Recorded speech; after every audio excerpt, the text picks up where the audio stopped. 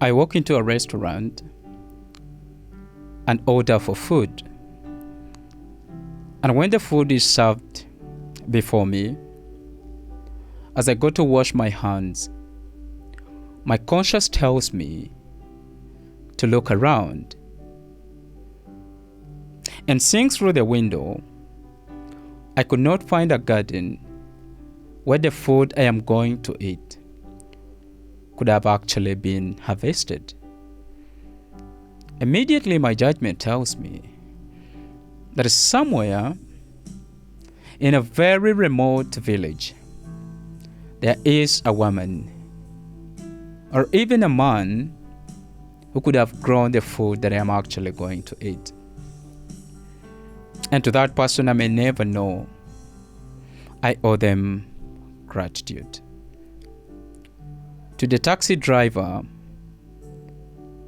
who carried the food from the rural side into the market, where the owner of the restaurant had to go and buy it, I owe them gratitude. To a lady who stays in the kitchen, who is never allowed to come out, and see how people are always happy while enjoying her food. Maybe the owners of the restaurant think she doesn't look nice. Maybe they think she cannot bring out the image of the restaurant that they want the public to see. I owe them gratitude. My life has been a contribution of so many people. The people I met on the internet, the people I met in markets, the people I met on the road, the people I met at school, the people I met in churches. I was born without a name. Community gave me one. I was born without a language. I imitated the sounds of people around me to be able to learn the languages that I'm proudly speaking today. I was born without knowing how to walk. But one thing I'm sure of, there is someone who one day stood in front of me and had to clap for me as they encouraged me to follow their steps. And today, I can walk. These people, I may never meet them. I may never have a chance to say thank you before their faces. But the only way I can say thank you to them is by being humble. Is by living with gratitude. Is by being respectful. Is by being understanding. Is by living with humility. Is by living with compassion. Is by living with empathy. Is by living my life with kindness. My mother, when I was going to school, one day, we were sent back home to come and collect money for examinations. I had a small balance that had remained. Of course, I knew at home there was literally nothing, and my mother was not feeling fine that day. So when they said we should go back home to go and pick money, I imagined how I could actually get the money to pay for my examination. I was in secondary 3 and we were doing promotional exams to secondary 4. So I sat down, plucked papers from my book, and wrote letters. My conscience told me that at the district administration offices, there are people who know the importance of education.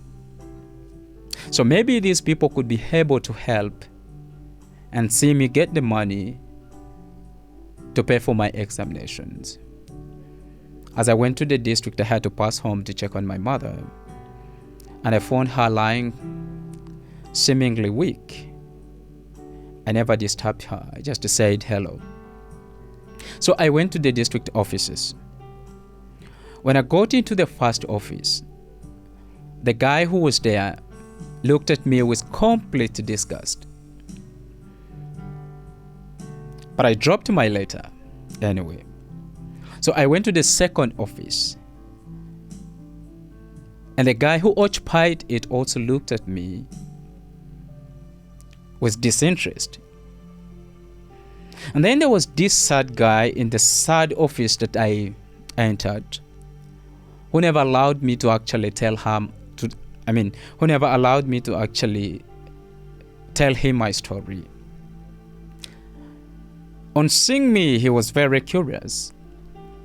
He asked me, "Young man, you're in uniform. What are you doing here?" Then I told him my problem. Without asking me my name, without asking me where I come from, without asking me who my father is, he pulled out the money and gave it to me. So when I went back home, very humbled, I phoned my mother and I lied to her. I told her, "Mom, I passed here. I was going to the district offices to try and see if I could get money to be able to pay for my examinations. But unfortunately, I have not succeeded in getting even a single coin." I thought my mother would get stressed. She just collected herself, struggled to sit on her back, and caught hold of my hand. She told me, "My son," and she was smiling, "good people are very hard to find. But if you cannot find one, then let this be an opportunity for you to grow into a good person, so that other people, other children like you, can find a person to help them in the future." Our life is a contribution of so many people. And each one of us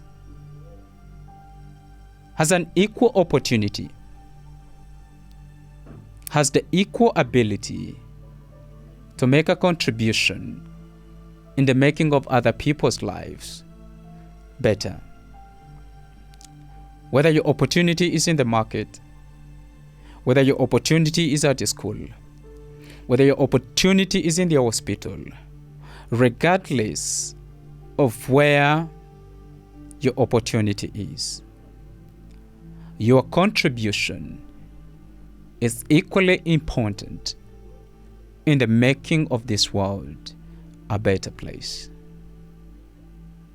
The things you do, however small they may look and appear, however small people may think, has a significant contribution in the happiness of the person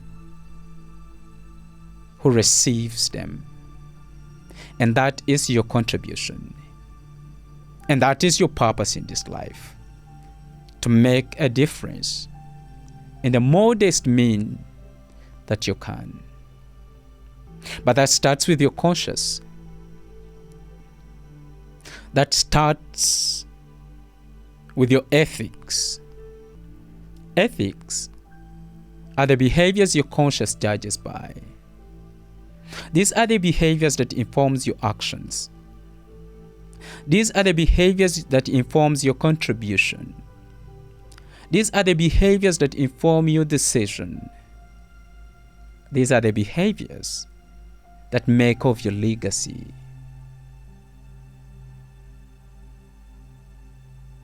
My name is Michael Nelson Bierhanga, and I'll be coming to you on a weekly basis to have a conversation with you on ethics.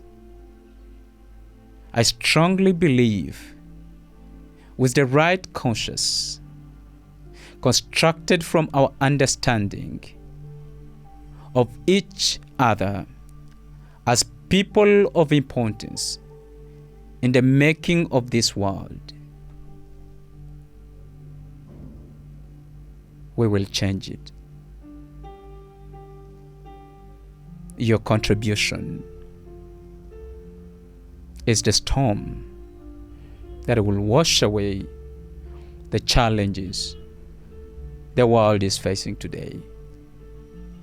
Your small contribution is the droplet that the world needs to realize a better environment for everyone.